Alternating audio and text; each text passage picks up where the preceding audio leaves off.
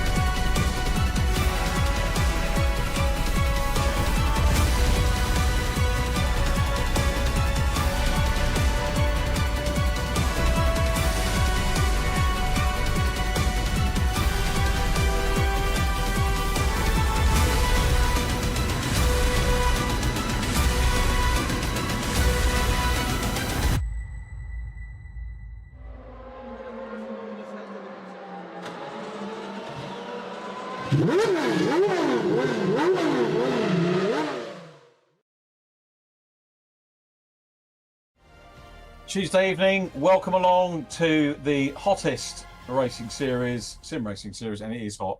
We told you it was. Richard John Neal here with Jack James is with us. We're going to introduce Jack in a moment. Clark for the evening, if he's watching or not, I don't know, but he will be watching on catch up, is Ian Danaher, who is, if you're new to the championship, I can say he is a fully qualified MS UK clerk and takes things very seriously, as does Steve Allen, our broadcast director and broadcaster, who looks after the change of shot and keeps me and whoever is co-commentating with me very much in order time-wise. So thank you to Ian and Steve, and a big thank you and a big welcome to Jack James, sports car racer, who I've known a little while through various bits and bobs, and we bumped into each other at the endurance event at Brands Hatch recently. I said, do you fancy coming along and having a co-com? So Jack, welcome along, and thank you for coming. How are you?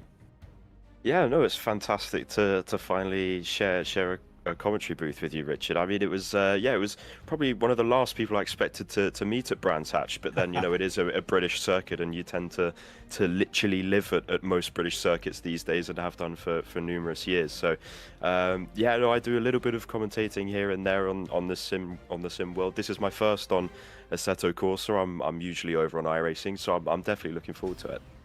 Well, we're looking forward to it as well. I'm grateful that you've come along.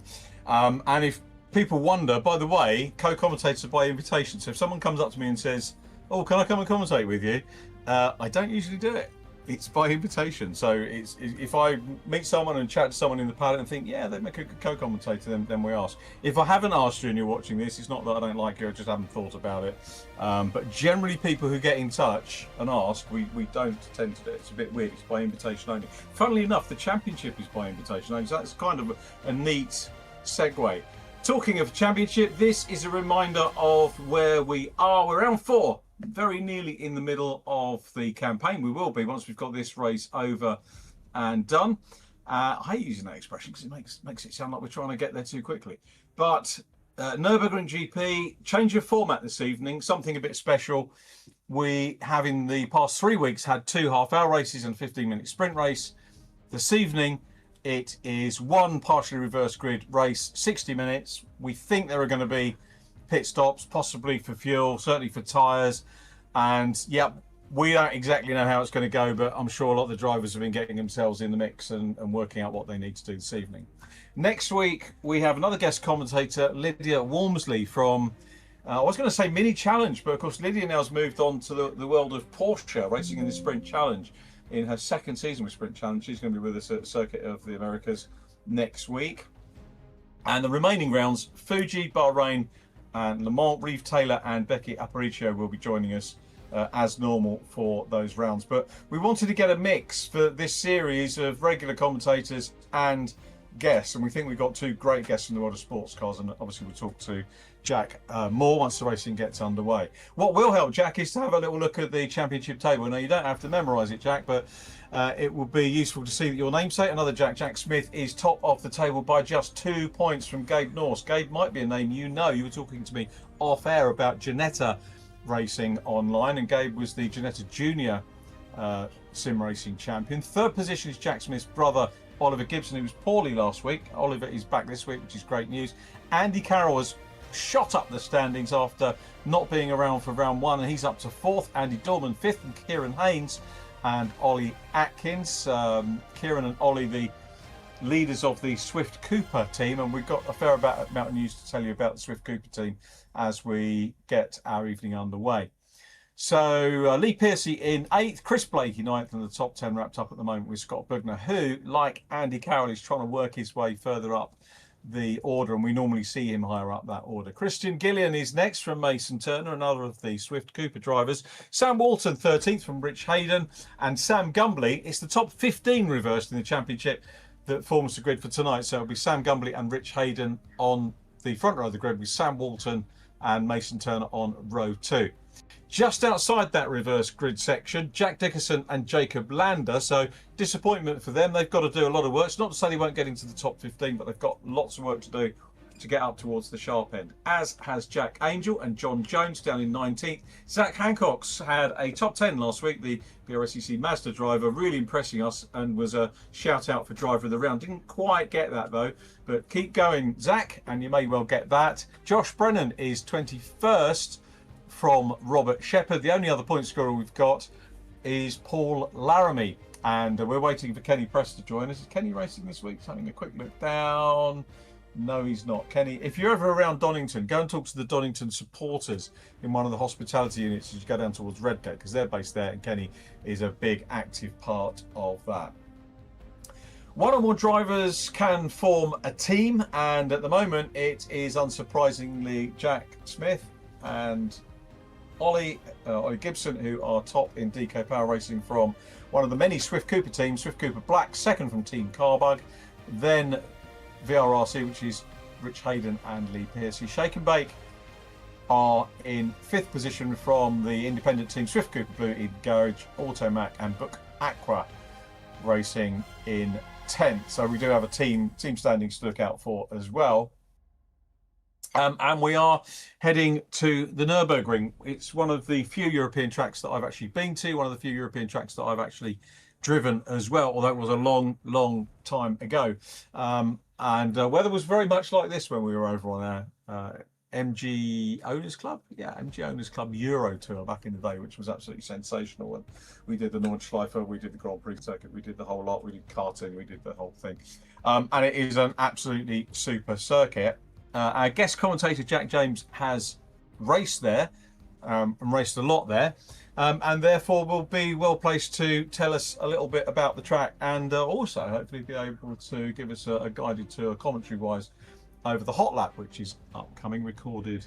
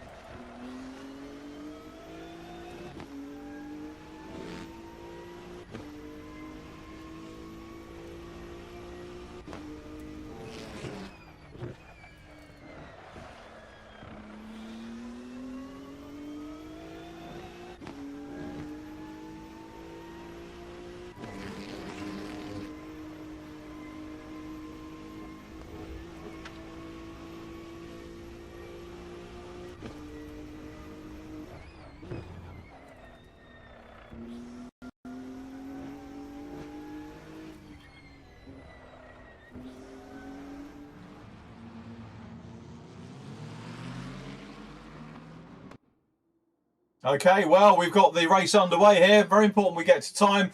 And the race is underway with Sam Gumberley heading away from Rich Hayden with Scott Bugler and Mason Turner. Scott Bugler already making up positions as they go down into Castrol, turn 1 for the first time. Gumberley's made a great start. There's a little bit of contact, as we usually get. Paul Laramie, was Paul Laramie involved in that one? No, it was Chris Blakey, wasn't it? The yellow and black cars. We look at Scott Bugler in P3 at the moment. So Scott has come through pretty well. Scott was actually quite a way back, I think, on the 3rd or 4th row of the grid. So up into 3rd place. Rich Hayden in blue, though, getting the best of the starts now, ahead of Sam Gumberley, with Scott Bugler next up from Gabe Norse. So Gabe second in the championship. Jack Smith, one to watch, is down in 7th. But Jack James, it's a tight first corner, isn't it, for so many cars, and with a partial reverse.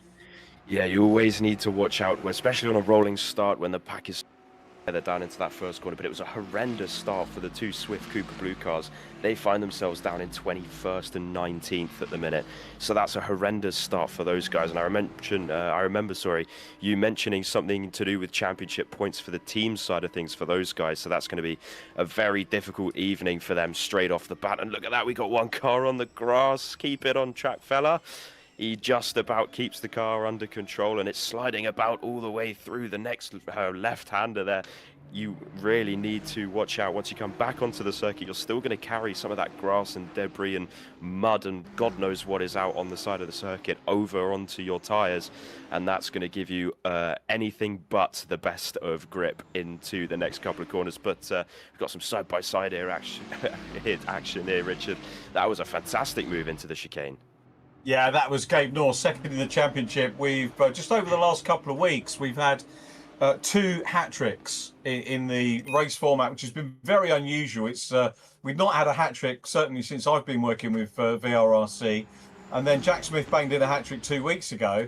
And then to reply to that, Gabe North, who is now challenging for the league there in the red and white car, sort of stick a metaphoric finger up to Jack, but responded really well and came back with a hat-trick of his own. So, you know, like proverbial buses, we don't get hat-tricks for ages, and then 2 on the bounce. And Gabe North was driver of the round last week. A very valuable addition. Came into VRRC with our last but one championship, which was the Super Classic Formula Ford Esports Series, officially tied up with the VRSCC Championship. We've got a festival coming up this year, Formula Ford Festival, and another championship as well in line for Formula Ford. So hopefully we'll get loads of new drivers coming in with that. Lots of youngsters coming in via Formula Ford, which was terrific.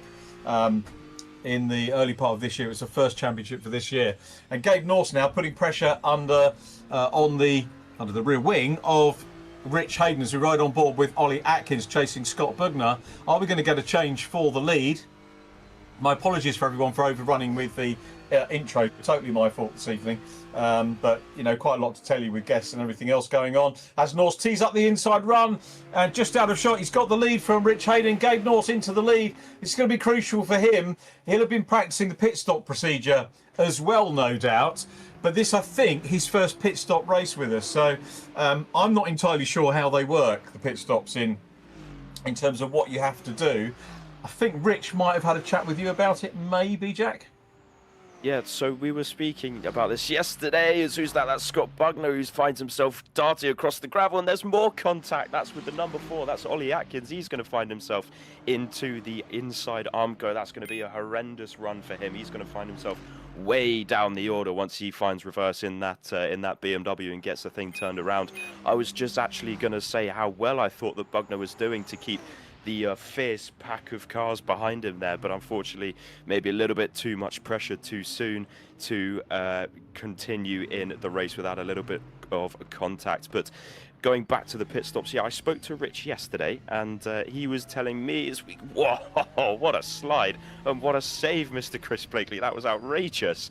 But I need to stop getting in on the action here and actually tell you about the pit stops, because there's too much going on circuit. But we're looking at drivers playing with the idea of practically filling up either halfway through the race, sort of splitting it in two. So going with half a tank for the start of this race and half a tank again for the end of the race. And the advantage over that, which could potentially be better than fueling for the entire race, and having a full tank of fuel, is that extra weight. So the drivers that, if they were to start the race on half a tank, would have, I don't know, let me make up a random number, let's say 30 kilos less in the car than those who would start on a full tank. And in most GT cars, you know, a weight penalty like that would be a good couple of tenths of a second. So there is an advantage of going half and half, I'll call it. But then obviously once you go into the pits, I'm with you, Richard, in not quite knowing how the pit stops work in Assetto Corsa, but from what I know, the fuel and tyres may not be completed at the same time. So you will have a longer pit stop if you do the half and half strategy. But then obviously if you do a full tank of fuel, there's another spinner. Who was that? I didn't catch who that was, busy looking at notes and things at the time. But yeah, somebody's dropped out of the top 10 as Zach Hancock's. Okay, contact there as well. There are lots of Andy Dorman, I think it was, that found himself Yeah. bouncing across the wall. It seems It was. to be There's Paul Laramie. there seems to be a lot of argy-bargy in the earlier parts of this race, Richard. I know this is the first endurance race, so to say, of the series, but there seems to be a lot of aggression here in the opening stages, and I'm not against it. It's not how you win, though, is it? And I think the drivers will probably realise a little bit later on that they haven't got races 2 and 3 to bag more points. It's all about getting the car to the finish, I think, first and foremost in this hour-long race. Normally, as I say, we have 2 half-hour races. The first race is, as this one is, top 15 grid reversed, top 15 in the championship reversed. Race 2, we reverse the top 15 positions from race 1, and then race 3, the sprint race, we put the fastest drivers, the ones that have scored the most points over races 1 and 2, at the front. But you have the luxury, if you can call it a luxury, if you don't have the best of luck in race 1 and 2, you do get a third start to make some potential points, even though it's going to be further back if you don't score well. But the drivers haven't got that this evening. They've only got the one race to sort out their strategy, and strategy working very well for Gabe Norse at the moment. Rich Hayden's doing well in second position. He's really made a good start, hasn't he? Up in second place.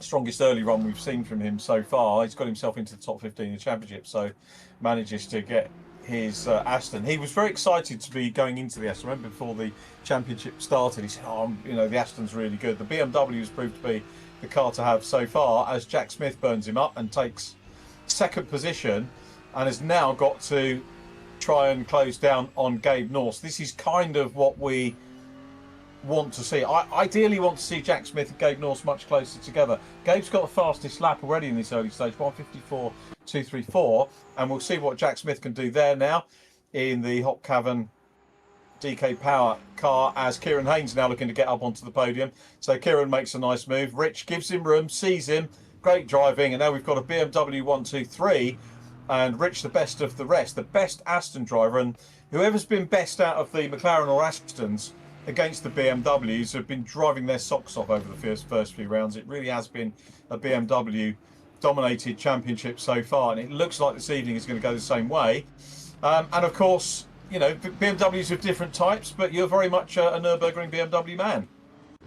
Yeah, I was just looking at the live timing and seeing how much ballast these guys are carrying. It's not like they're all running on the minimum amount of weight. These guys in the top 3, we've got Gabe Norse, he's running with 9 kilos of ballast. You've got Jack Smith there with 10 kilos, and then Kieran Haynes as well with another 6 kilos on top of that. So although these guys are inarguably the most competitive car of this season, they still have to sort of get their graph together, as that's very wide from Kieran Haynes, and he goes through what seems to be the floor, and I hate to say that could maybe be a bit of an internet issue for him. He's dropped out of what I can see on the live pictures, but maybe he'll sort of spawn back in and vanish back onto, not vanish, appear back on our screens rather, in a couple of moments time. But my experience in the BMW at the Nurburgring is nothing like a GT3 car. That would be something that I would absolutely love to do one day, don't get me wrong, Richard, but it's more the road going versions of the cars that I've driven around here. So last year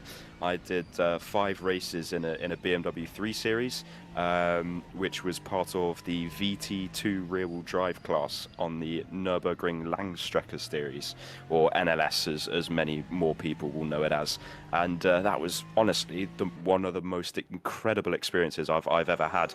I got the privilege of doing the Nurburgring 24-hour qualifiers weekend, so it wasn't the 24 itself, but you still had all the same buzz and the same sort of hype for the event that you would get on the actual weekend. And I would never remember, I'll never forget, going into the first sort of twisty section of the actual Nurburgring. It's called Hatzenbach. It's a couple of chicanes before you go down, where Jan Mardenborough famously flipped a good few years ago now. And I was minding my own business, and the thing is with the Nurburgring is because there's so much undulation and the speed differences are so big that you'll be looking in your rearview mirror, you'll be okay, happy days, I can relax for the next 5 corners. And then it seems to be 3 seconds later you'll look up in the mirror and you've got a Porsche GT3 car flashing their headlights at you, and it's not like a road car, it's literally like a strobe light that's going a million miles an hour. It really is quite distracting and quite intimidating. And I was going through this first section of the Nurburgring, and I think it was Bastian Boos was battling with an Audi, and literally like the Schumacher Hakkinen overtake, I was in the meat in the sandwich, and I had Bastian Boost on the outside, half across the grass, squirreling this Porsche left and right, almost putting it into the wall, and then I had this Audi to my left-hand side, and it literally can go from 0 to 100 in a matter of milliseconds, and that was what I loved so much about racing there. But we've definitely had some action-packed moments in this start of the race. Not quite the speed differences that I'm used to, but nonetheless, these guys look very dialed in, and it looks like we might get another overtake on screen here as we got some side-by-side between the two BMWs. Richard, this is going to be tight into the chicane. Everyone gets through okay. That was a very clean move. Who was that? That was Oliver Gibson on Scott Bugner. So he's on the recovery drive, is Scott, I think, from that earlier incident. But this is a lovely camera angle. It is, yeah, superb. Coming along the main straight down towards turn 1, past the, I'm assuming the museum is still there. I think it was just opened when I went there for the first time years ago.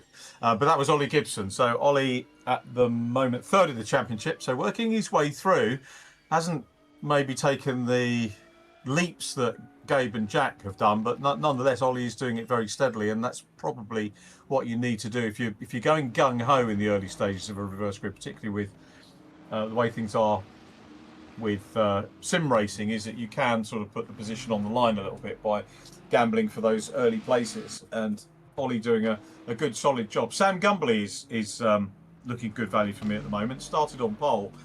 He's in red when we saw him. Looking at Josh Brennan at the moment. We'll have a little Josh Brennan moment actually, because I wanted to thank Luke Cooper for getting in touch this afternoon.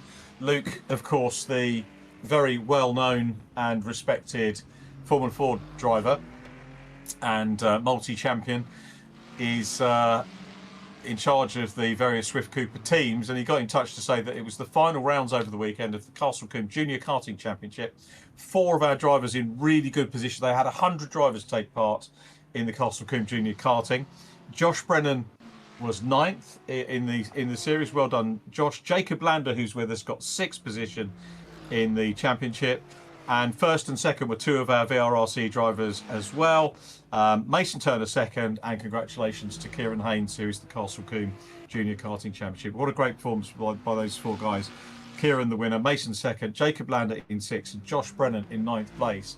And you know, developing their racing talents here with us at VRRC as well, and you know, names to look out for in the future. So well done, guys, and good luck for your onward careers as racing continues. And again, thanks to Luke Cooper for filling us in on that. News is always a little bit sparse sometimes between rounds, so it's nice to keep you all up to date with what is going on. Christian Gillian ahead of Jacob Lander. So Jacob busy giving chase at the moment, a little way down. Gabriel Norse is 5 seconds to the good at the moment over Jack Smith, and it is something, a quick look, still Gabe Norse with the fastest lap of the race. As Ollie Gibson now starts to close in on the pole position man, Sam Gumbley. Sam has held up really well here, Jack, and this is the beauty of the reverse grids. I used to enjoy it. We used to run totally reverse grids, and that sometimes got a little bit too hectic. I think we get hectic anyway, whether it's fastest off the front or reverse, but it does give guys that haven't necessarily been at the front of the racing before a chance to just sort of see what they can do with some of the faster drivers. And this has been a really good performance from Sam Gumbley. First time I remember him starting off the front with us and actually holding station well. 6th position at the moment. Oliver Gibson's going to try and get past him, and Ollie is the more experienced VRRC driver out of the pair. This is good solid stuff from Sam Gumbley. When we look into it, he's you know, quarter of the race held a really good strong top 7 position now, as Oliver Gibson puts in another good pass. Ollie was off sick last week, so whether we'll get to talk to him on the podium, I don't know. This is a good comeback for Oliver Gibson, one of our multiple race winners at VRRC, and again, a driver that's always improving, always just shaving little bits off his time here and there, and running well. Let's take, as we record all the way through the race, a check on the positions. Gabe Norse leading from Jack Smith, Kieran Haynes, Chris Blakey 4th from Lee Piercy, Oliver Gibson, Sam Gumbley 7th from Scott Budner in 8th, then Paul Laramie, Andy Carroll in 10th, Ollie Atkins is next from Mason Turner, Josh Brennan, Christian Gillian, Jack Dickerson, Jacob Lander, Robert Shepherd and John Jones in 18th, Zach Hancock's 19th, and Andy Dorman, who has pitted already, in 20th position. The blue car we saw spearing off a while ago was Rich Hayden, but everybody's probably realised that as he has disappeared from the front of the order. At the time was dicing with Kieran Haynes, who we're looking at now, and Kieran not really being left by Jack Smith, so Jack doing all he can to try and close down on Gabe Norse. This may well come down to stops and how well orchestrated they are at doing the stops. Last time we had a World Endurance League with pit stops and tyre changes and goodness knows what, the VRRC boys obviously had plenty of practice then. So I don't know whether, I should have asked Gabe whether he'd had experience of that last week when I was interviewing him on his triple podium. But Jack Smith has Kieran Haynes for company. We're at that sort of part of the race now where, yep, they're sort of bedded in. Hopefully all the shenanigans have happened. And it's all about maybe trying to pick up the odd place here or there, maybe for those a little bit further down. But for the rest of them, getting into a little bit of race rhythm and starting to think about their stops.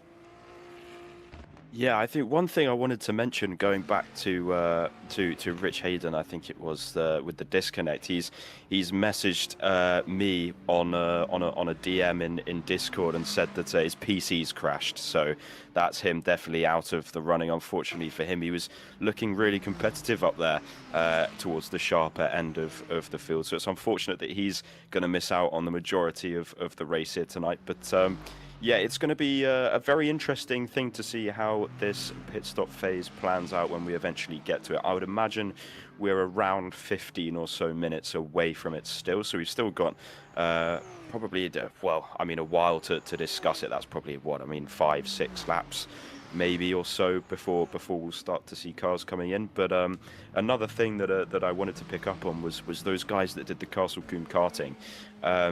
Coming from karting myself, I didn't do all of this, all of the British Championships or European Championships or anything like that, and I know that it's known as rental karting. I don't know if it rental karting, Richard, or was it the guys having their own karts? Do you know? I'm not sure with Castle Combe. I'm not sure. The guys can let us know. Maybe you want to send a message on Discord. I'm not over not on YouTube this evening, so I'm not picking up those messages. But I actually don't know. I think they're probably on their own equipment. Ah, okay. I was going to say if it wasn't, I was just gonna just say to the point of how competitive all karting is. You know, regardless of the level that you compete at, because at the end of the day, although you may not be going as quick as, you know, some of those X30s or the KZ2 shifter karts, it's still everyone's on their equipment and trying to get the best out of it regardless. And at the end of the day, you know, everyone wants to make it to the highest level of motorsport that they can achieve. So regardless of where you look in whatever karting series you're involved in, it's always going to be extremely, extremely competitive. And I think that for myself, I think that the simulator has been a massive tool in getting myself sorted for the real life racing. There's going to be a spin there. Oh no, boys, we so nearly got through that okay. But here comes the BMW. Actually, he's going to pick up the pieces here on Andy Carroll, I believe that is, in the McLaren, and he's going to say thank you very much and really just take up all the remaining crumbs there. Yeah, that's Ollie Atkins coming through. Yeah, by the way, not doing top line karting, you're saving yourself a fortune, aren't you? By not doing British Championships and everything else. Ollie Atkins coming through, another Castle Combe karter. Who has been a regular on the podium with us. I was just looking through my notes. We've only had 2 winners so far in this series, Jack Smith and Gabe Norse. And that, I hadn't considered that point as we came into the halfway point of the championship. It is very competitive, but it's probably the least number of winners that we've had in all of the time that I've been working on VRRC. And started, I think we've been doing it for 2 years almost solidly, and then prior to that started off during COVID. We had an official mini championship with Anthony Williams from Mini organising it, and that's what got me involved. I think Max Coates put it together, if you know Max, back then in COVID. And yeah, so this is sort of the least number of winners that we've had in a VRRC championship, and I'm not selling it, am I, by saying that? But it is fiercely competitive. We've had loads of drivers on the podium, including Chris Blakey, Oliver Gibson, Ollie Atkins, I've mentioned, Lee Pearcey, Kieran Haynes has been on the podium, Andy Carroll, Andy Dorman. You know, we've had lots of regulars. It's changed a little bit because we now no longer have all of the races as reversed. So I think we used to get probably more drivers you'd expect, you know, more drivers getting podiums or new drivers getting podiums if they had the chance to run off the front. But those chances are slightly less now. But it is still competitive, even though we've just got the 2 winners. The gap, Gabe Norse to Jack Smith, was 5 seconds last time we checked. It's now 6.6. And we're sticking with Kieran Haynes, who's been a regular thorn in the side of those top 2 drivers in the course of the championship. And you can see not really losing out to Jack Smith very much. This is superb stuff from Kieran at the moment. I've got a feeling when we came in, it's difficult to remember who said what to whom and when, but I'm pretty sure that the likes of Mason Turner and Kieran Haynes, Luke Cooper was saying, you know, we're going to be in with the shout of winning, and that's before they'd even had a go at VRRC racing. But you know, there they are, and there is Kieran Haynes, you know, very, very close indeed to our multi-champion. Gabe Norse has won 1 championship with us, which was the touring car series we had. Last up, as we go back to Christian Gilliam, one of our overseas-based drivers, having a go.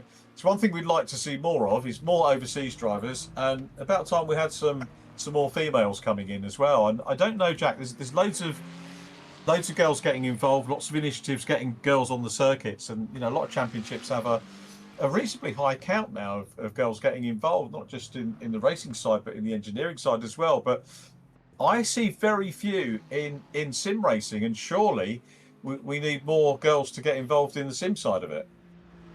Yeah, I remember the British, I think it was British F4 that set up that sort of scholarship program, I want to call it, a few years ago for a seat in British F4. I remember they set up one for the boys and one for the girls, and there were a fair few girls that did have a go at it. But yeah, the numbers were just nothing like you would see in the real world of racing, and I sort of really struggled to now you mention it, to put together as to, you know, why we don't really see more girls out on the simulator circuit, since, you know, the numbers of girls in the real life scene is just only getting more and more strong. And of course that's something that everyone wants to see, you know, the amount of talent that comes through to be competitive and to really, you know, be challenging at the front of the field. I think in the mini challenge series in the UK at the moment, you've got loads of female drivers that are making their way through and into that series, so that's really good to see. But yeah, I don't really know what the thing is with sim racing and the girls wanting to get involved with that. I mean, unless there's a distinctive prize at the end of it, that's the only time I've really seen the girls come along and really give it a go. I know that on the iRacing side of things, I do a bit of commentary for some IndyCar series, and there's a couple of girls that take part in that, but it's only recently that I've seen them regularly turning up to races, as we got some more side-by-side action here. It's always good to see there's a little bit of contact. I don't mind that, but as long as we aren't seeing cars face the wrong way, no one wants that to happen, of course. And the McLaren finds its way through absolutely beautifully. The seas part like Moses there, Richard. That was some fabulous driving there from a thinking your way through it point of view. Yeah, superb stuff from a regular trio with us now on VRRC. Andy Carroll out front of this trio from Scott Bugner. Those two are always sparring, and now Ollie Atkins trying to get involved as well. Ollie, as we said, regular on the podium. I'll come back to that point about there's a really good point about the F4 scholarship. Obviously, Deegan Fairclough won the male scholarship. I can't remember for the life of me the girl that won her one, but didn't get to race for whatever reason. The year before they had it, Casper Stevenson, which was at Silverstone, and I was there actually for that one doing the media interviews when Casper won. But yeah, I'm frantically trying to Google it and find out who the girl was and trying to find out what happened to her. But there are things that we can do to get more girls involved in racing. We've got no shortage of female commentators. Obviously, Lydia Walmsley coming and working with us next week. We've got Becky Aparicio, who herself has raced with us. So, you know, we've got that representation.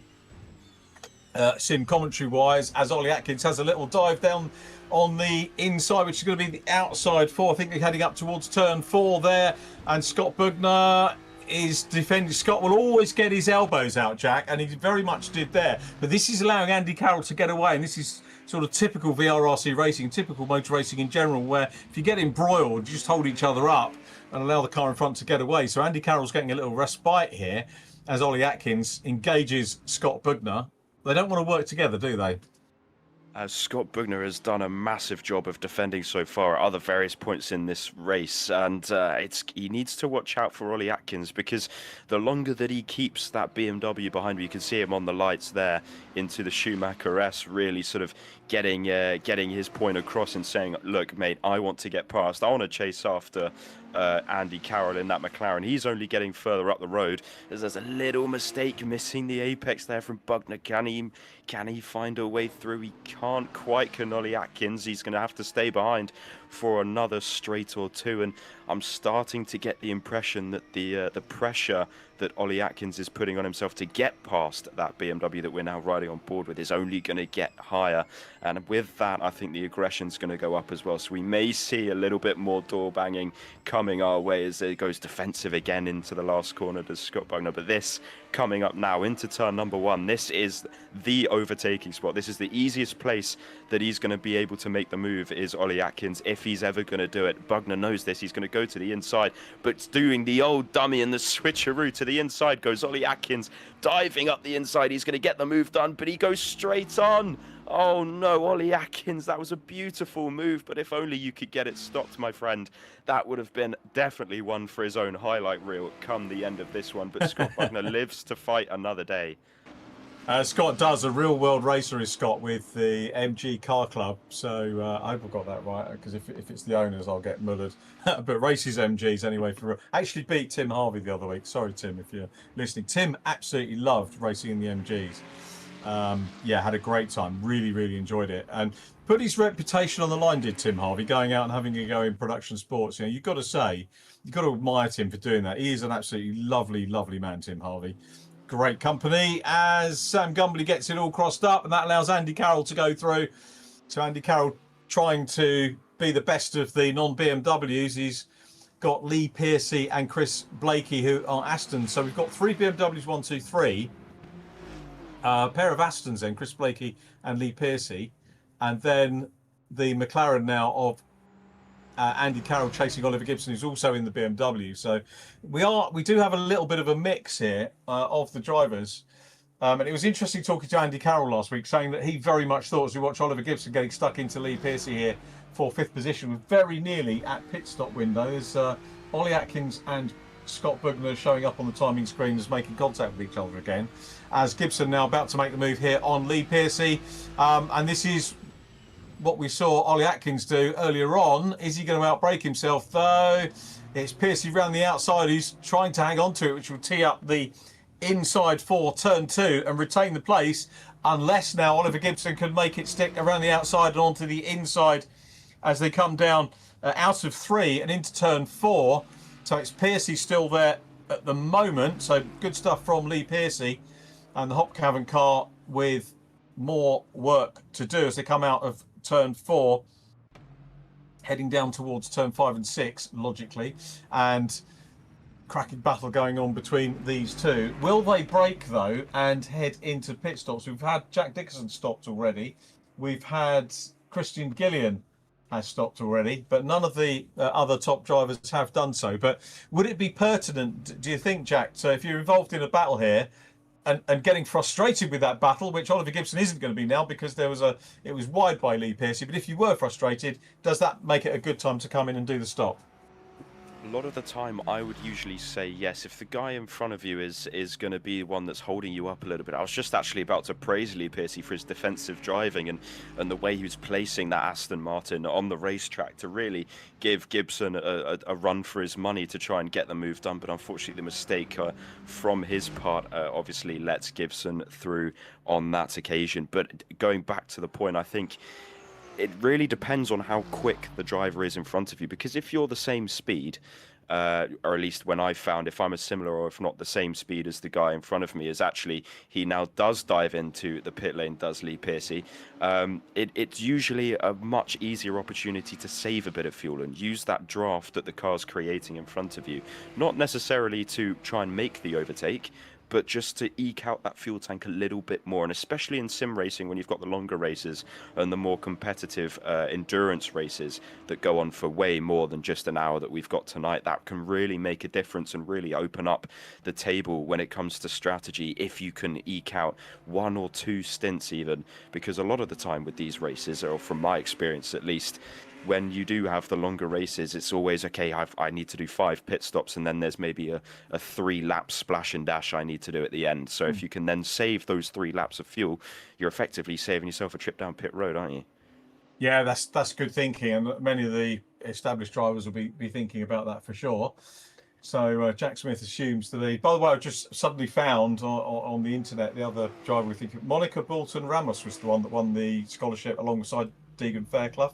And I remember meeting Monica at the F4 press day, but for whatever reason, she didn't make it out. Obviously, Deegan Fairclough made a little bit of history, didn't he, winning the championship, I think, in his 2nd season with F4 and then moving up into GB3 for this year. Very quick lad.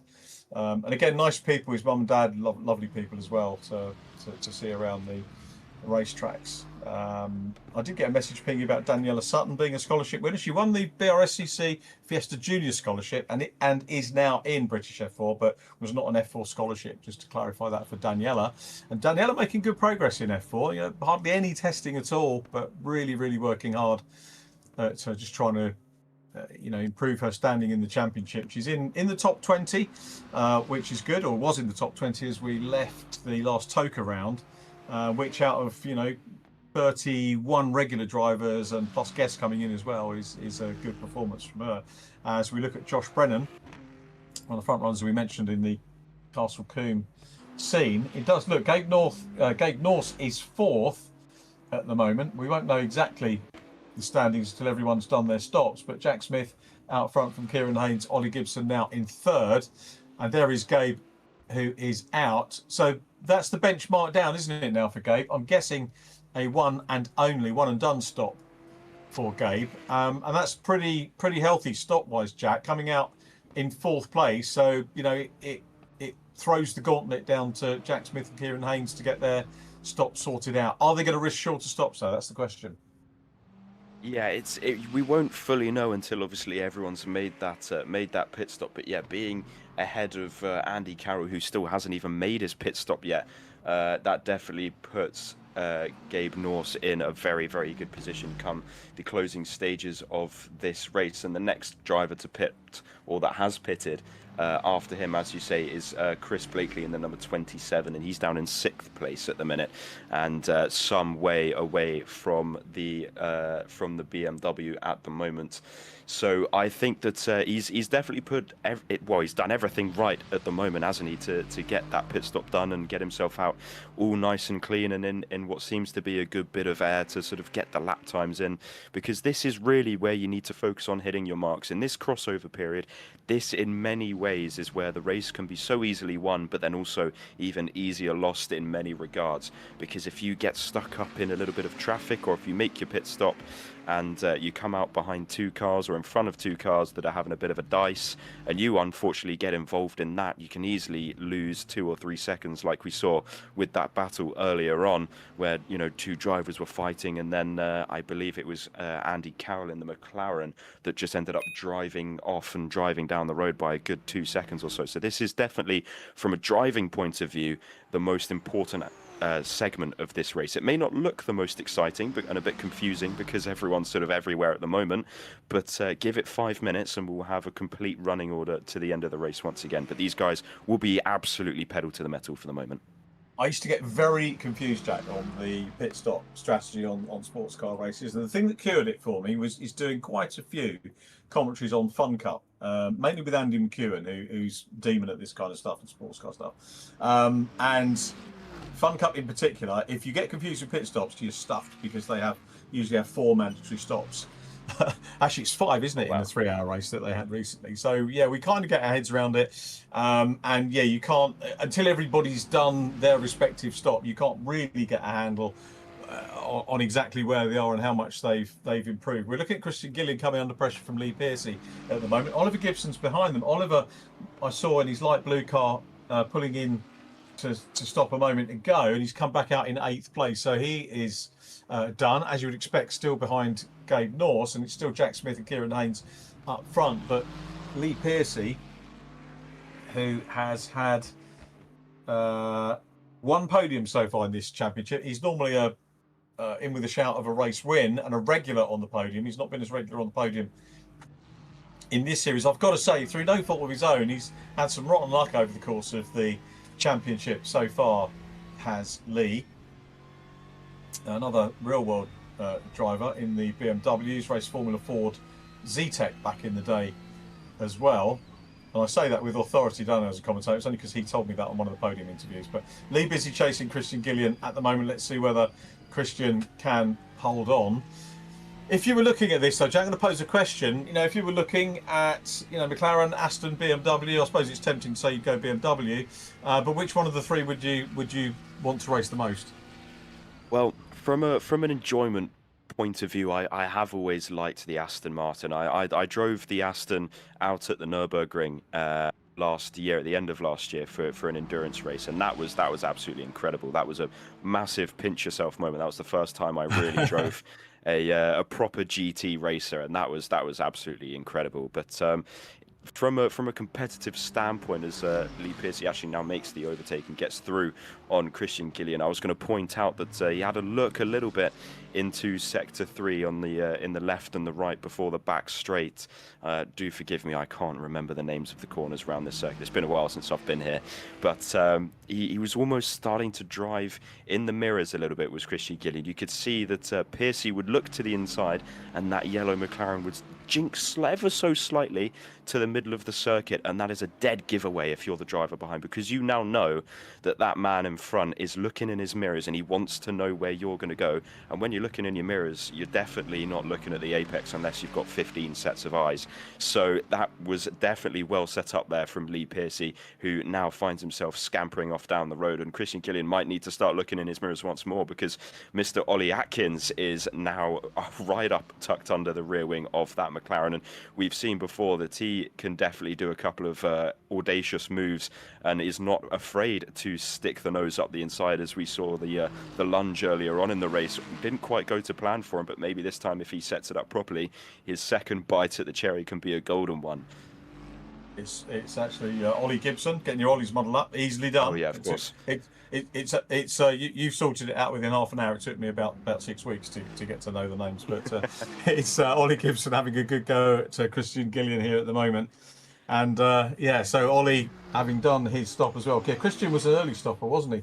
We've still got Jack Smith, Kieran Haynes and Andy Carroll out of the lead group to have their stops. Then we'll get a handle on how things are going in terms of the top 4 positions. Gabe Norse is already up to 3rd. So the sort of net race so far is 21 seconds down at the moment, Gabe Norse. You can see from the timing tower as Gibson tries to close in now on Lee Pearcey. Ollie's had a good race here actually for the moment, but we'll see how quick Jack Smith's stop is going to be. I'm guessing going to be a shorter fuel stop, because we are now 2/3 of the way through the race rather than halfway when we thought he might stop, as we watch his brother rolling around. Ollie Atkins is down behind him. Christian Gillian is next up, and back with Kieran Haynes, who now, as Jack pointed out, things get more complicated after the stops because you get traffic in the way as well. I think that's Andy Dorman. Andy's not in the way, but he's in between, you know what I'm saying, between Kieran and Jack. And Kieran has kept Jack very much honest through this race so far, and it's been really pleasing to see that. Kieran was our driver of the round at Losail, our first event of the year. Andy Carroll, driver of the round at Imola, and Jack Norse with his hat-trick last week.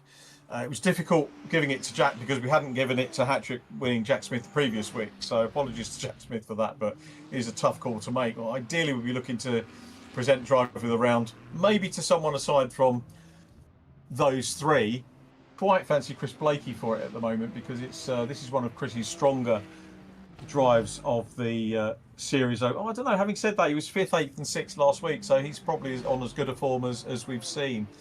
Sam Gumbley, possibly driver of the round for me, is top 10. Let's have a quick look at Sam's results. Take my eyes off the screen for a moment.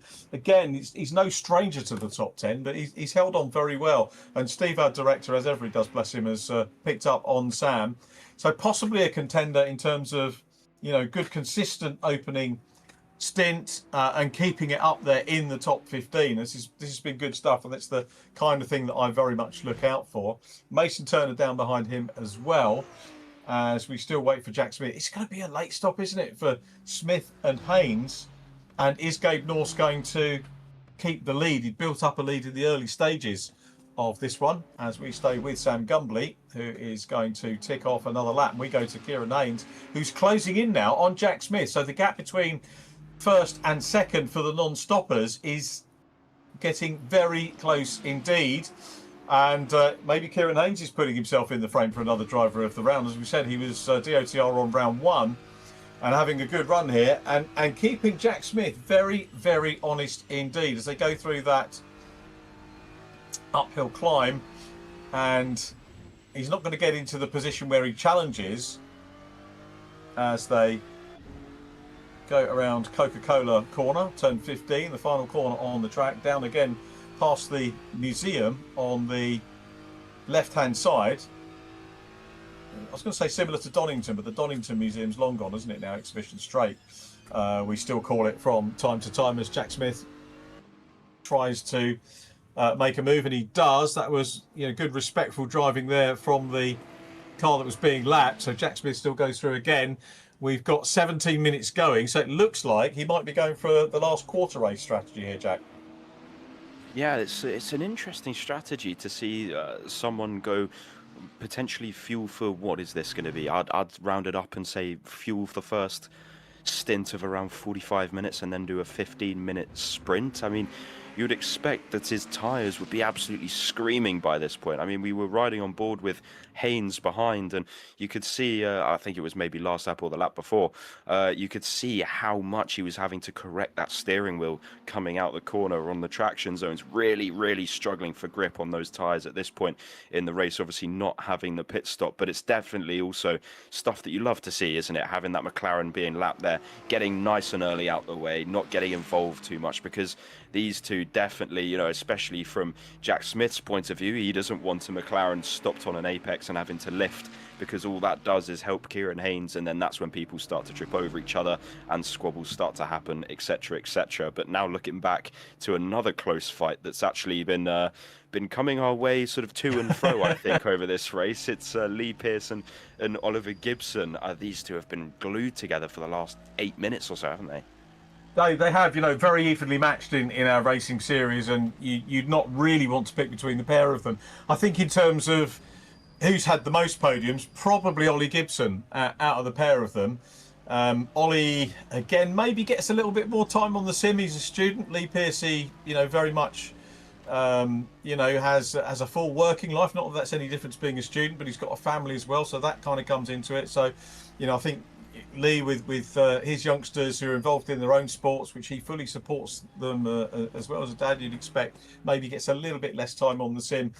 So we'll see. But a very accomplished driver, and from a racing family of old as well, is Lee Pearcey, and giving us good entertainment here with Oliver Gibson right behind him. Ollie Atkins has recovered well, actually, in 8th place from that moment off earlier on. And here we go side by side, and it's the inside line for Oliver Gibson, who manages to just shut that one down at the right time, but throws it against the curb. He was the right side of the track there to just recover from that. It was a nasty moment for Ollie there, but he collected it up well and was maybe lucky that it was where it was, because where the car went was the blocking line, was the racing line that he needed.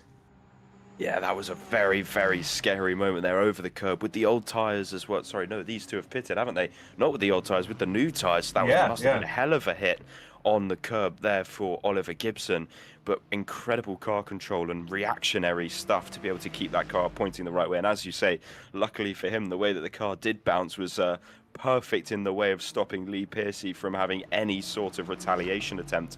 But it's interesting to see the different lines the two drivers take there through that little complex. You saw Oliver Gibson go a little bit wider than the Aston of Pearcey. Maybe that's just suits the car better, than the driving preference thing. You never know. These cars go round the circuit and they generate relatively similar lap times, give or take a few tenths here and there depending on the circuit, because obviously the cars look completely different and have completely different engines in them, so they will have different strengths and different weaknesses. But that is why balance of performance is such a beautiful thing, and why the real life drivers whinge and complain about it 24/7. And trust me, I'm no anomaly to that. I've had a good whinge about BOP in my time many times before. Most recently at the last race I did, actually, I was complaining about how the BMWs tend to keep their tyres alive for so much longer than the Porsches do. But it seems to be, regardless if you're driving an Aston or a BMW in this sense, you really need to look after those tyres, because they seem to get really squirrely from quite an early stage on in the stint, I think, Richard. I've noticed that when we've been riding on board with these drivers, they all sort of do the same thing, and it seems to be just sort of like an across-the-board approach of driving these cars quickly, is just having the rear end a little bit loose on the exit of the corners. Yeah, it is that way, isn't it? As Lee Pearcey puts in the chat, I'm just speculating whether Jack Smith is going to stay out for the whole race now, because we're very nearly into the last 10 minutes and the lap times for him aren't falling down. So the tyre wear will be going. But the point you made earlier on is the car gets lighter and lighter with the fuel load as we go down. And Jack will have done his homework. He is a coach. He's a data engineer with Century Motorsport, knows what he's doing.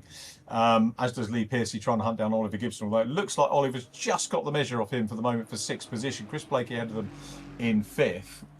Now, I can't remember from regulations whether pit stop is mandatory or not. I'm guessing if you don't have to, you don't have to. I would imagine that. I mean, well, if he's done his homework, if Jack Smith has done his homework and he's going to go to the end, I would put trust in him to say that that is not against the regulations. Otherwise, that would be a rather sorrow end to what could have been a strategy masterclass in just keeping those tyres alive and keeping the fuel load nice and steady towards the end of this race. But yeah, definitely the lap times haven't fallen off an awful lot, have they? But No. as you made the good point, that the fuel load gets lighter, and with that you're putting less stress on the tyres. So although they will be more worn, and they will still be a lot more worn than the rest of the field, it's that snowball effect that you get of, you know, having the tyres hotter and more worn and blah blah blah blah blah, and that just gets worse and worse and worse the more you drive on. But if you manage to nurse the tyres a little bit more, you can keep that, as I get word actually that the pit stop is not mandatory. So I think this could well be Jack Smith going towards the end of this one. And I think this could have been a really, really well engineered drive from a data engineer. But I guess what else would you expect when you've got the brains? You're going to be using them. Absolutely, and you know, Jack's got the mental ability to do that and the physical ability to pedal the car as best he can as well. Gabe Norse is 18 seconds down with 10 minutes left on the clock, assuming we don't get a stop from Jack and possibly Kieran in P2. It's interesting that same strategy has come from, you know, effectively two different teams. So it means that Kieran Haynes and his team have looked at that as well. But Kieran's the only one of the Swift Cooper team that hasn't employed the stop so far. But what is interesting here is potentially this is now the battle for the lead. We were thinking it was going to be a net second place battle going on here, but Kieran Haynes is keeping Jack Smith very keen for the race lead. So a lead battle, potentially. They may still surprise us. They may still come in and do a splash and dash in the closing stages. But this, for the moment, we will look at as being the lead battle, which it is, with the possibility of it being a net lead battle as well. Yeah, this would be a good result for the Swift Cooper team if he can get this one across the line and get past that DK Power Racing machine of Jack Smith, just considering that they've had two of their cars completely tangled up at turn one, didn't even get one racing lap completed before they were completely wiped out. But I believe that Kieran Haynes isn't for the Swift Cooper Blue team, instead actually for Swift Cooper Black. And if we look at where his teammate is, Ollie Atkins, he's down in 8th position, so he is battling still with Lee Piercy, I'm pretty sure.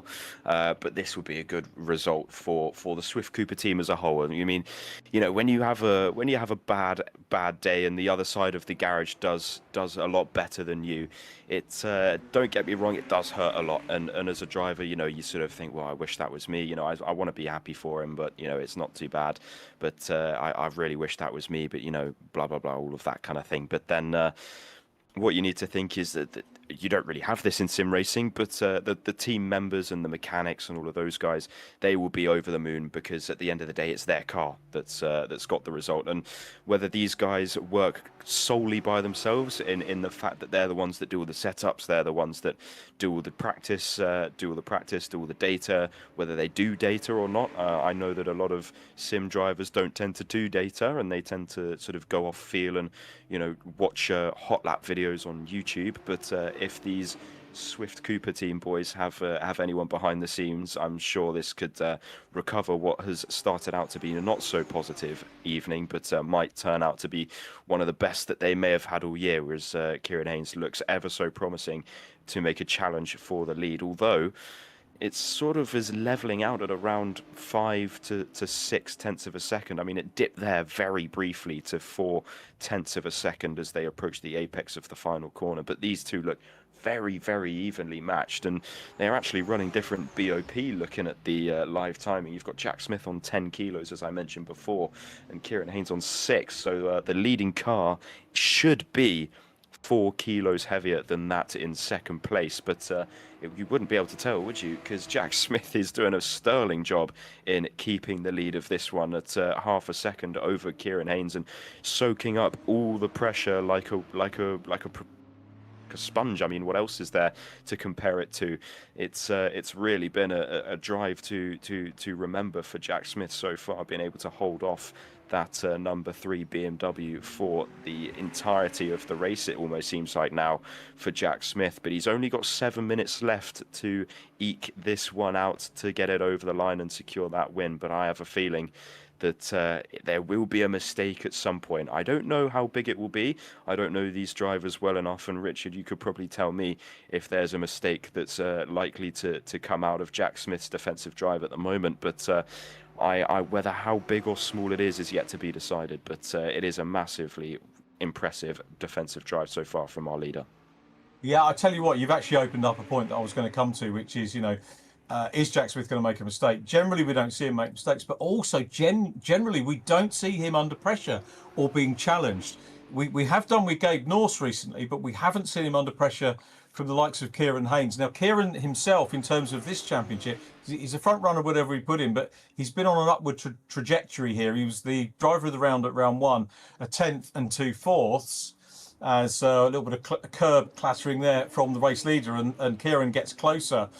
Kieran came back at Imola with a 4th, 7th, then his first podium. Last week improved on that. The first race, he was bundled out of the race by his server. The server dropped, but then he came back. So race number 2, he started right at the back, came through for 2nd position, and then clawed his way up again from like mid-grid. Hadn't scored very well, so started the sprint race, I think, mid-grid, but got 2nd again. So he was a real star last week. So really in the ascendancy in terms of his form in this championship, and underlining really what he is doing here and closing in on the race leader as we dip back and have a look at his teammate Mason Turner trying to close down on Sam Gumberly. And again, a really good, solid performance here from Sam Gumberly. And just to put that in perspective, he has had top 10s, 1, 2, 3, 4 top 10s in the championship so far.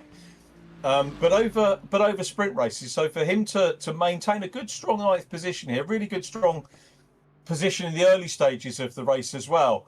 I take my hat off to him, and also to these two. We've got 5 minutes remaining, and Smith is under pressure, but as I say, he's used to having a little bit of pressure, a little bit of racing with Gabe Norse. Gabe is still 16 seconds down the road, significantly still on a podium. Also working well is Andy Carroll, who's come up into 4. So Andy is the top non-BM at the moment. Chris Blakey, the second non-BM, in 5th place. Then Ollie Gibson from Lee Piercy, Ollie Atkins, Sam Gumberly in 9th, Mason Turner in 10th. But this the battle for the lead that we're focusing on. And are we going to see Kieran Haynes ascendance in the championship go one place better with his first win potentially in this hour-long race, certainly piling the pressure on Jack Smith at the moment. They're not losing lap times or seconds back to Gabe Norse. If they take each other out, Norse could nab a win. But here we come then through Coca-Cola curve to tick off another lap. 4 minutes 16 to go, and Haynes has got to try and work out whether there is going to be a chink in the armour of Jack Smith, who is looking to get back on the top step of the podium. Norse has got 5 wins in the championship so far. Jack Smith has got 4, so this will level things up again for the championship leader. Great on board, and we were going to get you to talk around some of the laps, so maybe while we're on board with Kieran, perhaps Jack, you could do us the honours of talking through some of the corners. Yeah, no problem. You could see there the rear tyres really starting to let go on board this BMW of Kieran Haynes. He's doing really well to get there again, stepping out, but you really want to use all the circuit there. There's no track limits in real life on the exit there. You can use all of that, and now down into the sort of more GP and 24-hour layouts. And I was saying earlier that this corner you really need to slow it down a lot more than you think, and you'll find a lot more lap time when you do slow the car down a little bit more than trying to carry the speed. But now we head downhill. This is a downhill braking zone. This is really, really easy to go sailing on. You want to sort of V off the apex because it's such a long corner. You sort of want to go in and then sort of V it off at the midpoint of the corner and come back to meet the second apex. And we sort of cut away from that battle now, because it looks like Mason Turner and Sam Gumbley are going to be going head to toe in the final sector of the lap. Can he get the move done? Mason Turner sneaks up the inside. Lovely move, gets the car stopped. Car settles and rides over the curbs absolutely beautifully and gets that move done on Sam Gumbley, because a little bit wider, which may give Gumbley the opportunity to get a run down into turn 1, and it looks like he will, because Turner's going to ride the pit wall almost, give the pit wall a bit of a buzz, go completely to the right hand side of the circuit, and then Gumbley's going to go left. Can he go all the way around the outside? He brakes super late, turns into the corner, and he actually gets the move done. So that's an incredible move there from Sam Gumbley to get 9th place back off of Mason Turner, going around the outside of turn number 1, which turns to the inside for turn number 2. But he's going to go a little bit wider, make a mistake of his own, which is going to give Turner the opportunity to see if he can go around the outside, which he does. And then that's going to give him the run down into the hairpin, which will be coming up very shortly for these two drivers. But my word, this is a proper head-to-toe ding-dong battle between these two, and we're looking at 9th and 10th position, Richard. Yeah, absolutely brilliant stuff. And, you know, as ever, our director Steve picking up on some battles and trying to give everybody some fair coverage where there are battles happening. And absolutely key. Sam Gumbley then down from 9th, which is a shame. Still top 10. Great bit of defending from him. Super bit of racing from him and Mason Turner, to be absolutely fair as well. Good clean stuff from the pair of them. None of that is going to wind up in the clerk's office, I don't think, on Wednesday or Thursday morning, as we go back to Kieran Haynes in P2. Jack Smith with 1 minute 25 to go is our race leader. Gabe Norse still in 3rd. Andy Carroll in 4th. And it's Andy, I think, in a lonely 4th place at the moment. Kieran Haynes, though, I suspect, running out of time. We've got Paul Laramie in the distance in 12th place. Could be lapped before the end of this. 1 minute 55 is the expected lap time. Probably need to start thinking about driver of the round. I'm really struggling, but I might do what we do with the football. We ask the COCOM to come up with driver of the round. So we'll maybe do that once they're all across the line, or the top 6 across the line. So if you want to give that some thought, Jack, please do. But this has been a good race from these two, and it looks like Kieran Haynes is going to get stuck with another 2nd place. Well, it seems like he just can't quite get under that half a second barrier. The closest he's got, I think, was about 5 tenths and a little bit under that, maybe dipping into 4 tenths in certain parts of the lap. But he's really struggled to gain that last little bit of performance out of that BMW to really catch Smith in the lead of this one at the moment. And you know, whether there's a dirty air in play and a little bit of aero wash that comes into play with these cars, you certainly get that in the real world. Not so much with the GT4 machinery that I'm used to, but in GT3 definitely. I've spoken to many drivers and they all say, yeah, you definitely feel it. Nothing like Formula One, where you'll see them have to back off a million seconds just to cool down their tyres and have another go.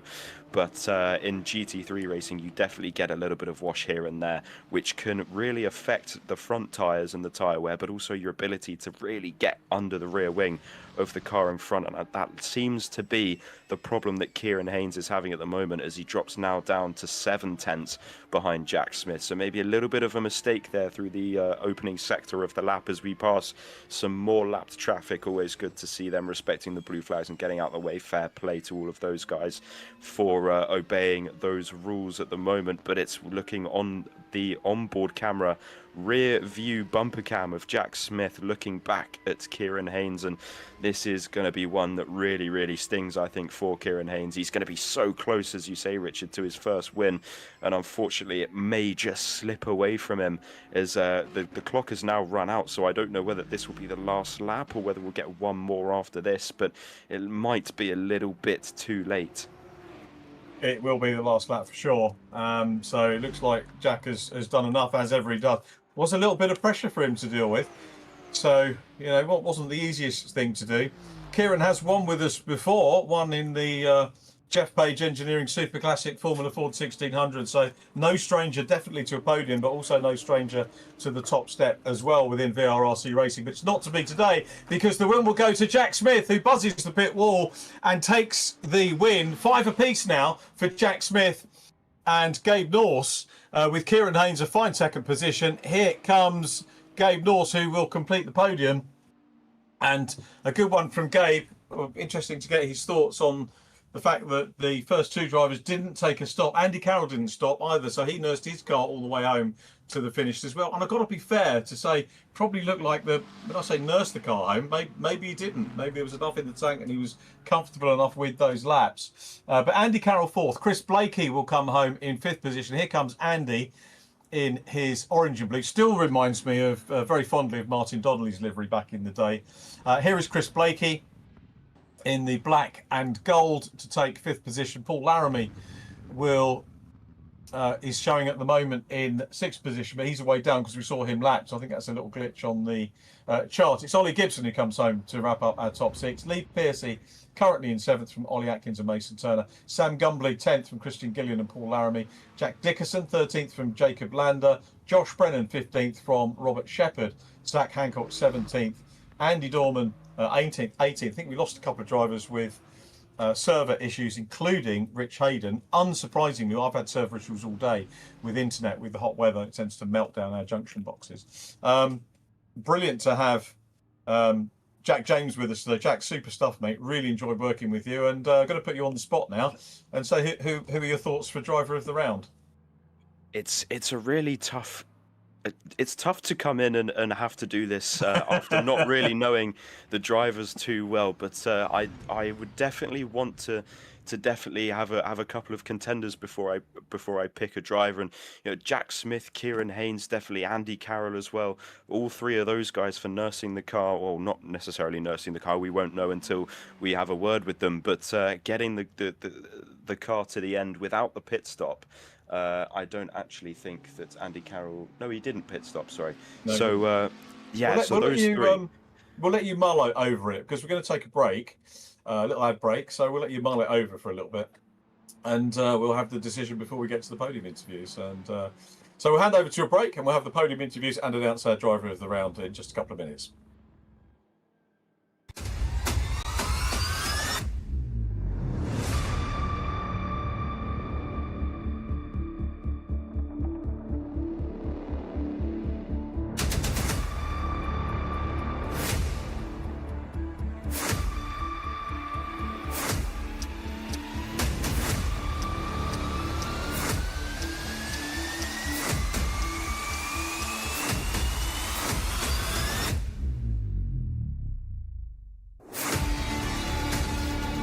Early stages of the second Legends Cars race.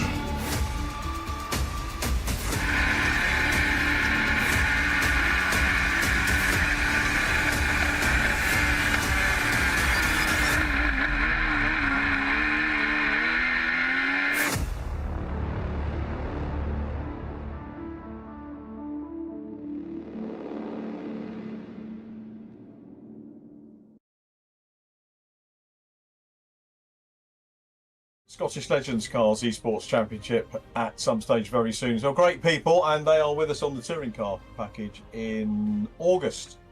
at Knock Hill, their home track. They were great at all. Right. Anyway, enough of that. Jack James is our guest today. Jack, driver of the round. You know what? I'm going to have to send it over the way of Andy Carroll, starting so far back without the pit stop as well, to be able to nurse it through and get that car to the end without the pit stop and make up so many places while doing it, coming home in fourth in the end. That's something that definitely needs to not go unnoticed. So, you know, massive congrats to him for that. And it was a really impressive drive from that respect. Nice one. Andy, I'm guessing you call that. Congratulations, driver of the round. Second time, actually, out of 3 rounds that you've contested with us. And, you know, last week was a stunning effort to get up into the front bit of the grid, which you did. And you got a really strong position in the championship. And you're still delivering with that car, which is absolutely mega. So well done.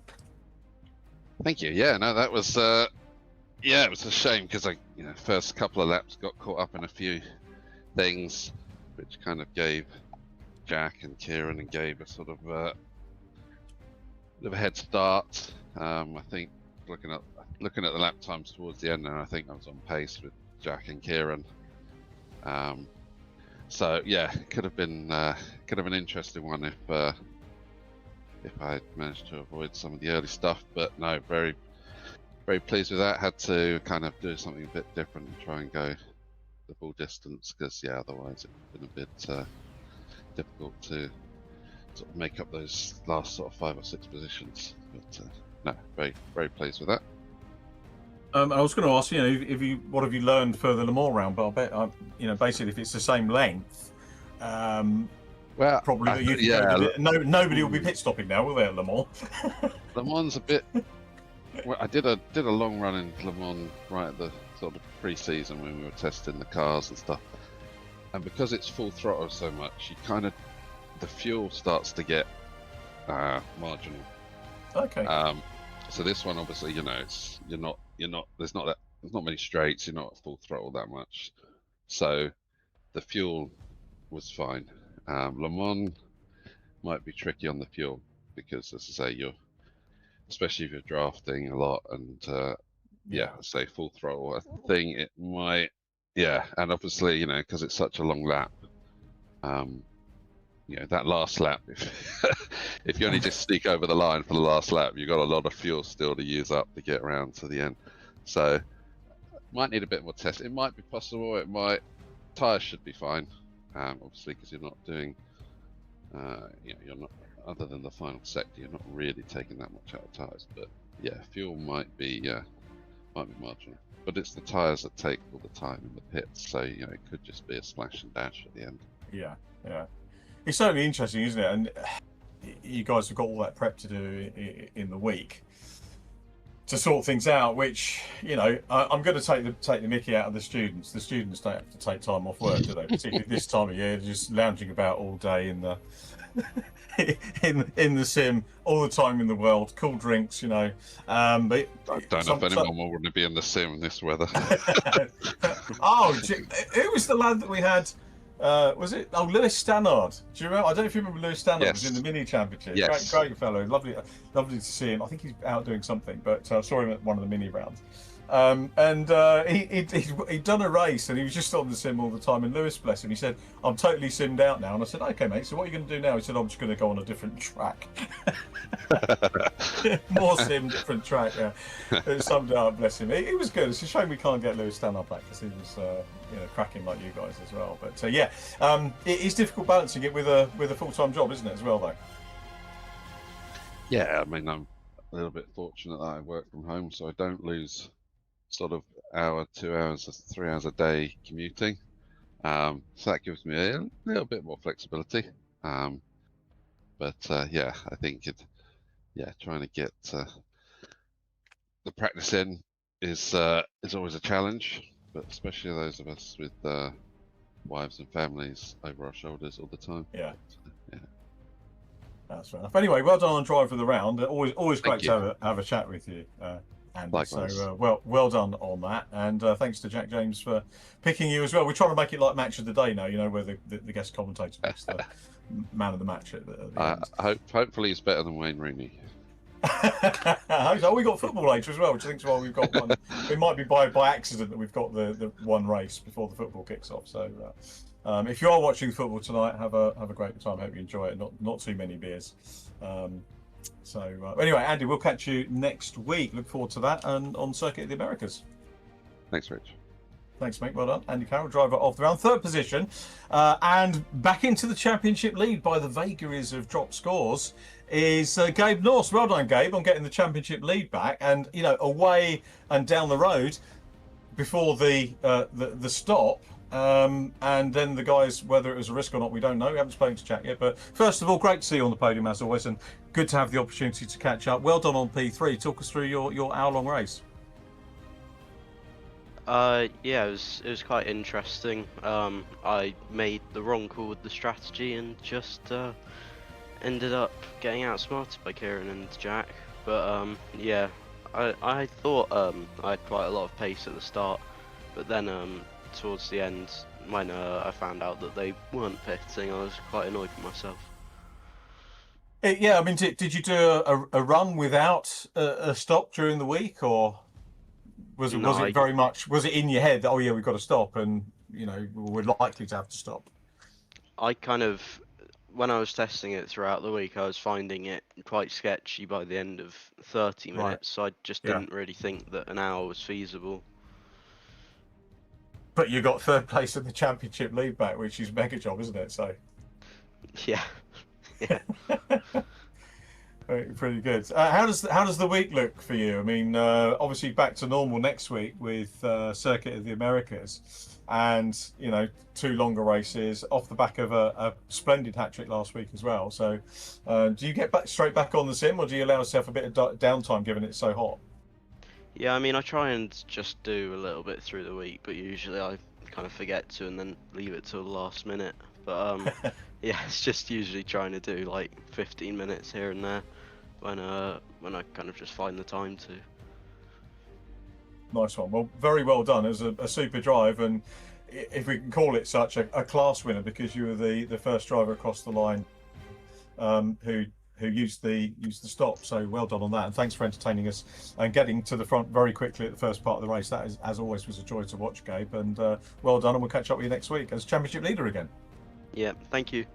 Thanks, mate. Very well done. Gabe Norse in third position, always on the podium. I mean, disappointed with the podium, Gabe, but amazing drive as ever. Second position goes to Kieran Haynes. Well done, Kieran. How are you this evening? I'm good, yeah.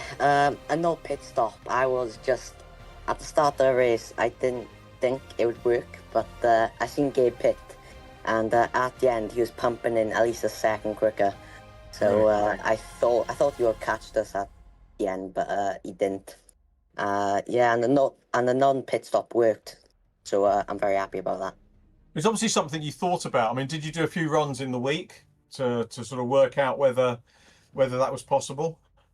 No, I only done like 30 laps, and I was just all through the week. I was like, I'm not gonna pit. Of course, it's a Assetto Corsa, and the game hasn't been updated in ages, so I knew a non-pit stop would probably have worked, but I think it would have been a risk. But it all worked out in the end, so that's all that matters. 2 other points I wanted to cover with you. First of all, congratulations on winning the Castle Combe Junior Karting Championship at the weekend. You and Mason, it sounds like, had a real ding-dong. Thanks again to Luke for letting us know. Congratulations on that. One of the questions Jack James asked, I don't know the championship very well. I can't go and research it. Are they your own karts, or is it an arrive and drive?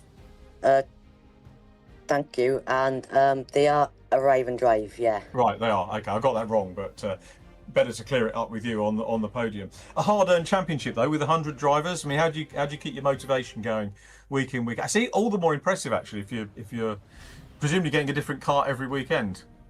Yeah, to be fair, it's just adapting, because you can be quick when it's hot, and when it's cold, you can just be quite slow.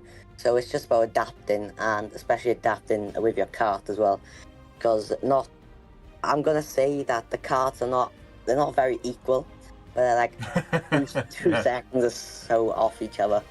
Do you know what, Kieran? When I go karting, I always get a bad kart for some reason. I've no idea why, but yeah, I know kart 12 at Castle Coon, that's not a kart that you want. So yeah. Oh, they're going to thank you for that, aren't they? They're going to be pinging you in that one. When does the next championship start? I think it's August. The next championship starts. Which Yeah, they're going to be lining you up for that one. That's the equivalent of ballast now for you. That is.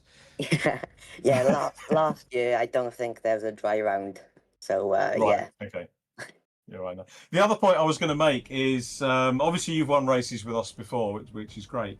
But looking at your results this year, it's like you've been sort of getting more and more at home with the car, and you really took the battle there to Jack. I mean, you put him under a lot of pressure, and it's not something we very often see. We're seeing it more now, obviously with the likes of Gabe and yourself now in the mix as well. But that was I think new territory for us, seeing you putting Jack under pressure. So well done for getting yourself in there. I don't think a win's far away in the Endurance League for you. What do you think? Yeah. I mean, the win is definitely on. I want to say COTA, the win could be possibly on if I do some work on my car. And yeah, I know Bahrain, that'll be a close one because I know I'm quick there. And the last race, I know I'll be quick there. And I know that's a hour-long race again. So I might see if a non-pit stop could be possible there as well. So yeah. Okay, well, I think a few guys are going to be sort of having a look to see whether that is possible for sure. And sounds nip and tuck, doesn't it? From what Andy Carroll said, our driver of the round said. So yeah, you guys are going to have to put in the homework to work out whether it's doable. But Kieran, congratulations on a great race, entertaining us, putting Jack under pressure. Again on winning the Castle Combe Junior Karting Championship. And we look forward to catching up with you next week. Thank you very much. Thanks, Kieran. Very well done. Kieran Haynes, our second position driver this evening, and our winner is, making it 5 wins apiece, but as I say, by the vagaries of drop scores, nipping down second in the championship, it's Jack Smith. Jack, well done on the win. Had you had obviously done the sums, though, as a master strategist, that the car was going to get through? Yeah, I went through every single other race in Motec and just checked the tyre wear, and it was it went down to about 70%, and I was like, we'll give it a risk because I hadn't actually done an hour-long run and not really had the time to do that. Right. So just based off what we did in previous 30-minute races, I just thought, why not? We'll just give it a go and hope that it doesn't completely drop off at the end, and it worked out. So yeah, really happy. Well, as I say, well done on the win, and you've evened up with Gabe. And it's for the outsider looking at the list of winners, it's Jack Smith, Gabe Norse, Jack Smith, Gabe Norse, and 2 hat-tricks as well. But it's as competitive as ever it was. We've got new drivers beginning to get on the podium up to that pace. We've got the likes of Kieran challenging you through the late stages of that one as well. But you always seem to just manage to keep your nerve. And how much pressure was there in the closing stages of that one? Yeah, quite a bit, to be fair. It's it's never easy. You got anyone breathing down your neck at the end of a race, and yeah, I mean, I was super warm. I had to share my fan with my computer because my computer was overheating, and just sweating away. Really, it was really hard to focus when you're that warm and you got no ventilation. It was a bit ridiculous. And yeah, tyres not really working in my favour. I had no grip coming out of corners. Kieran seemed to manage them better in that race, so that's definitely something to look at. Yeah, no, it doesn't stop coming. You've got to keep a level head and just see if you can keep it consistent. And I backed off a little bit just to minimise the risk of me making a mistake, and yeah, it seemed to work out in the end. So yeah, that's what you got to do in those situations, really. And you're actually on the sim. You're on COTA, aren't you, at the moment? I can see you. Yeah, whizzing around there while multitasking. They say blokes can't multitask, for goodness sake, but Jack Smith can. Yeah, just get my eye in for the next round. So, how's life anyway? So are you sort of out and about engineering and stuff at the moment as well? Yeah, I just came back from Spa. So that was a bit crazy. Did the race last Tuesday and then headed out Wednesday to the actual track. So that was a bit special. Wow. It's my first time going there. So engineering the 24 Century Motorsport car for British GT. Who's nice. in that again? Remind us who's in there. So that's Jack Collins and Brandon Templeton in that one. So Yeah, they did a mega job. To be fair, both of them did a really good job. We got caught out on a technicality in qualifying. The car was apparently 1.5 mil under the minimum, and then we brought it back to our garage, and it was 6 mil over. So we're not really sure how that works. wow. But yeah, so that's a worrying. Yeah, that's a worrying thing. One of my background skills, or I was going to call it a skill, but one of the things I used to work in was ISO and. Service standards and stuff like that. And one of the things it talks about in there is calibration of tools, and that's always an issue I found with motorsport.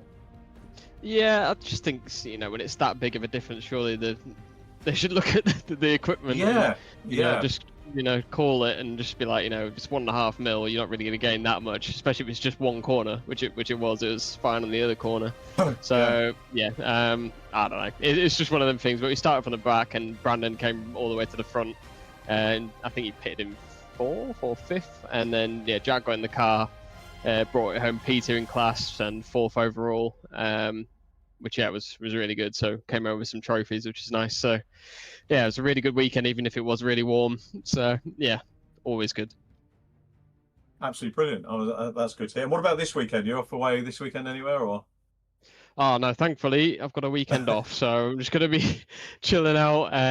Not really doing much really. Just maybe do a bit of practice because I've not really had the time really to do some practice for this last round. So to get a result like we did was really good. So I'm super happy. Nice one. Well done, Jack. I know you probably want to ping a few mentions in as well before we go. Yeah, of course. So just a quick shout out to everyone who checks in every week. I know Lee will be watching, and everyone from DK Power. And my girlfriend might not be watching in a minute, but she'll definitely be watching it back. So hi, Liv, if you are watching.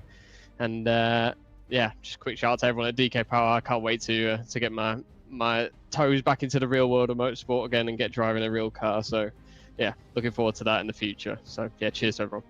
And make sure the beers are nice at the hot cavern. Of course. Yeah. I need one. I think after this one, I might go now. I definitely need to get up there and stick my head in at some point. We'll do it. Part of the world, so look forward to that. Definitely. Jack Smith, well done, mate. Cheers, mate. I'm sure there'll be a free one for you when you go up. I don't mind paying my way, but that would be lovely. It'd be lovely to see everybody. Jack, well done. Another win. Superb to see you doing that. And we'll see you next time at COTA. Cheers, mate. Thank you. Thanks very much. Jack Smith, our winner. Kieran Haynes in second position. Gabe Norris back in the Championship League with third place. Cracking drive from all three. Andy Carroll, driver of the round. And commentator of the round was Jack James. Jack, thanks ever so much for joining us. It's been a real pleasure. I'm sure we will invite you back at some point if you'll come back and do it again. Really enjoyed it, mate. Yeah, no, it was lovely to see a different side of sim racing and something that I've never really seen before. I hadn't heard of the VRRC before today and covering this race with you and the rest of the team, and it was something that I did actually really enjoy. And I need to say a massive thank you to not only yourself for offering it up, but Rich and Steve as well for having me along and putting up with me yapping away, making a couple of mistakes here and there, and hopefully not sounding like too much of a bore. No, you didn't, mate. Absolutely top job, and thank you for your contribution. It was top dollar, mate. Absolutely brilliant. And when I spoke to you at Brands, I realised that you'd be ideal for it, and I was absolutely right. Here's the table, provisional as it is, as we leave our 1 hour race here at Nurburgring. Gabe Norris with a 3-point lead. He's only 60 odd points back, or 50 odd points back to Ollie Gibson in third. Andy Carroll consolidates that fourth position, and in fact gets, I think, maybe a little bit closer to Ollie. He's on 185. Kieran Haynes is close to him as well, 4 points further down. Ollie Atkins not far away as well from Scott Bugner. Then Lee Piercy, top 10 completed by Chris Blakey and Andy Dorman. That's where we are. Next week, Jack's place in the commentary team will be taken by Lydia Walmsley, as we said, is from the Porsche Sprint Challenge, and erstwhile Mini Cooper and JCW driver as well. And those of you who remember Lydia commentating with us on the Mini Championship in COVID will know that kind of led on to her working with us on ITV a couple of times as well. So it is a good training ground to be able to do broadcast work. So Jack, thank you again. I'm going to thank Steve Allen. Super job again, Steve, for following the action for us. And Ian Danaher, I'm not sure if he's online, but he'll be watching all the action back and all the reported incidents and sorting out the penalties, if there are any. over the next couple of days. So have a look at the website if you want to see, or socials to see how things are developing. But from me and the whole team, thanks for watching and for joining us. Thanks everyone on track for some great entertainment, and we'll see you at the same time next week. Enjoy the football. Bye for now.